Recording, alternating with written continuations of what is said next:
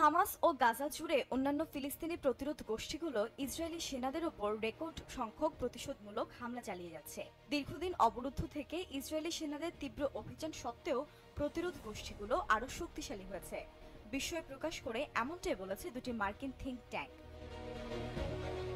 বুধবার institute for the study of war এবং critical threats project নামের দুটি মার্কিনী সংস্থার সোশ্যাল মিডিয়া পেজে প্রকাশিত একটি প্রতিবেদনে এসব জানিয়েছে। সেখানে বলা হয়েছে, প্রতিরোধ যোদ্ধারা জাবালিয়া, রাফা সহ গাজা জুড়ে ইসরায়েলি বাহিনীকে লক্ষ্য করে প্রতিদিনই বেশ কিছু হামলা চালাচ্ছে।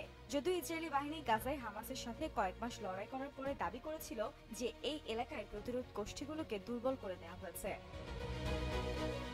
প্রতিবেদনে পরিসংখ্যান তুলে ধরার পরে আরও বলা হয়েছে, 11 মে জাবালিয়া ক্যাম্পের পূর্বাঞ্চলে ইহুদি বাহিনী আরও অগ্রসর হওয়ার চেষ্টা করলে সেখানে ফিলিস্তিনি প্রতিরোধ গোষ্ঠীগুলো 86টি হামলা চালিয়েছে, যা প্রতিদিনের গড়ে প্রায় 28টি হামলার সমান। হামলার এই হার দেখা গেছে গাজার আল জায়তুন এলাকায় অনুরূপ এক অভিযানের সময়ও। যখন সেখানে ইসরায়েলিরা আগ্রাসন শুরু করেছিল, তখন প্রতিরোধ গোষ্ঠীগুলো 92টি হামলা পরিচালনা করেছিল। এই সংখ্যাটি 9 দিনের সময়কালে গড়ে প্রায় 10টি হামলা। যুদ্ধ পর্যবেক্ষকরা আরও বলছে, হামাস সম্ভবত উত্তর গাজায় ইসরায়েলি সামরিক বাহিনীর আগ্রাসনের সময় যে কোনো ক্ষতি পুষিয়ে নিতে সক্ষম।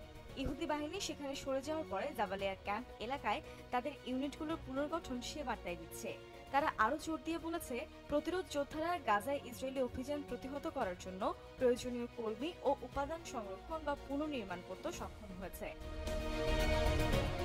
গত কয়েকদিন ধরে ফিলিস্তিনি প্রতিরোধ গোষ্ঠীগুলো একের পর এক বিবৃতি প্রকাশ করেছে যে তারা বিভিন্ন অভিযানে প্রচুর সংখ্যক ইসরায়েলি সামরিক যান ধ্বংস করতে সক্ষম হয়েছে। সেই সাথে দখলদার সেনাবাহিনীকেও হতাহতও করেছে। 1948 সালের নাকবা বা মহাবিপর্যয় দিবসের পরে বাস্তুচ্যুত হওয়া ফিলিস্তিনিদের নতুন ঠিকানা হয় জাবালিয়া ক্যাম্পটি।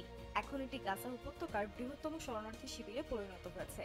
ওই বছর তাদের আদিভূমি থেকে ফিলিস্তিনিদের বাস্তুচ্যুতিতে রাতারাতি প্রায় 7.5 লাখ ফিলিস্তিনিকে আজীবন শরণার্থীতে পরিণত করেছিল।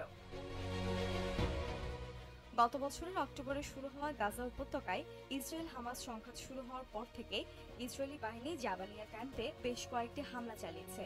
তাদের তীব্র বোমাবর্ষণ ক্যাম্পটিতে মানবেতর পরিস্থিতি সৃষ্টি করে। চলতি বছরের ফেব্রুয়ারির শুরুর দিকে ইসরায়েলি বাহিনী এই ক্যাম্প থেকে অভিযান প্রত্যাহার করে দাবি করে যে তারা উত্তর গাজায় হামাস যোদ্ধাদের নির্মূল করেছে।